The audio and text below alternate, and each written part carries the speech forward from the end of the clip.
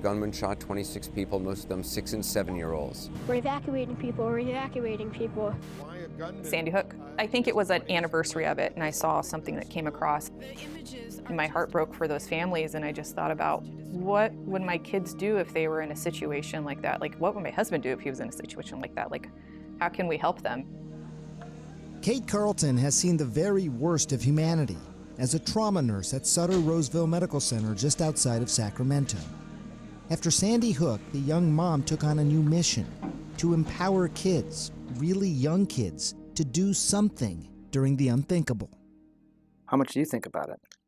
I think about it when my kids are in school. I think about it when we're at a sporting event. I think about it when we go to a mall, to an airport. It's just kind of one of those things that it's on your mind.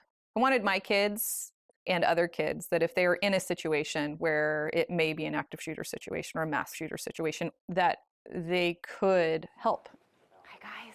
Which is why we find ourselves in this classroom with these adorable third graders who are about to get a lesson in a way that I've never seen before. They're going to learn how to stop the bleed.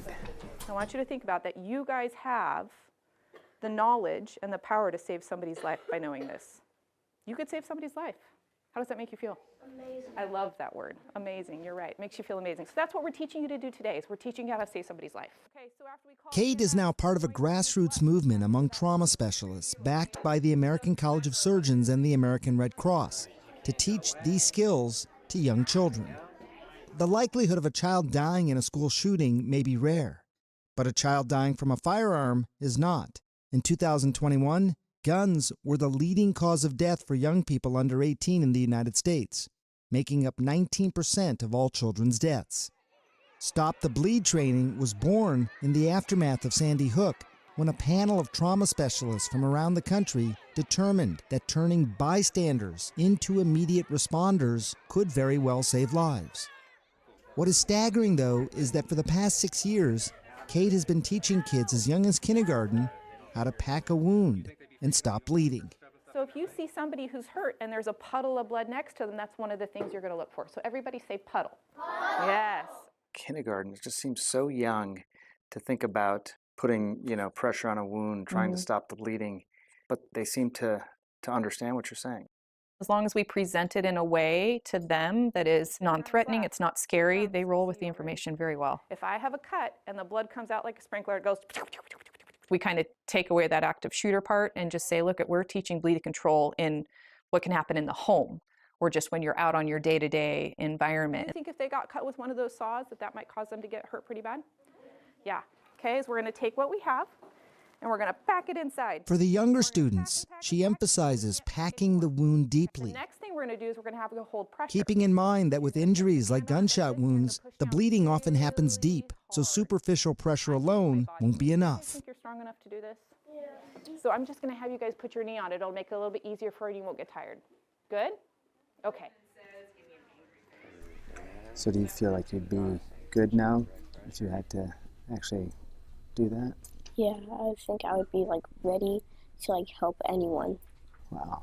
What's the best part of that for you?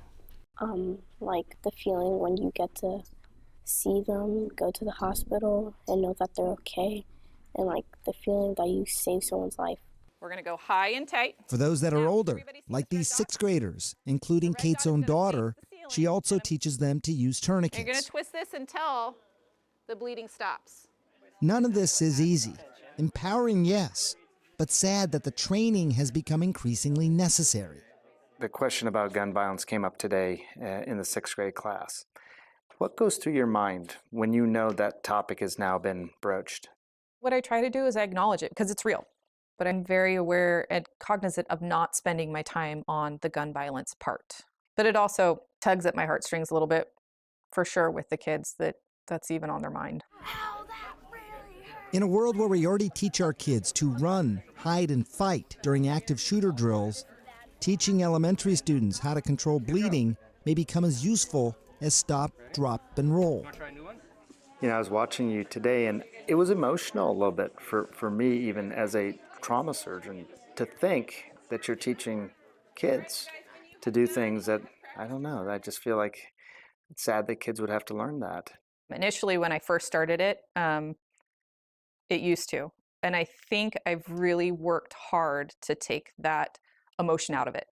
When I say that emotion, it's because I feel like when I would initially go into that with that kind of feeling, I just found that I couldn't teach the information in a way that it resonated with them. It was being taught out of fear from me, and I don't want that. If we can teach it like teaching hands-only CPR or how to use an AED, like it just becomes part of what we do. It can be used in all situations, whether it's a violent situation or it's not. But either way, it's saving somebody's life. Sit up nice and tall, and what do? Pat yourselves on the back. Dr. Sanjay Gupta, CNN, Rockland, California. All right, you guys saved their life.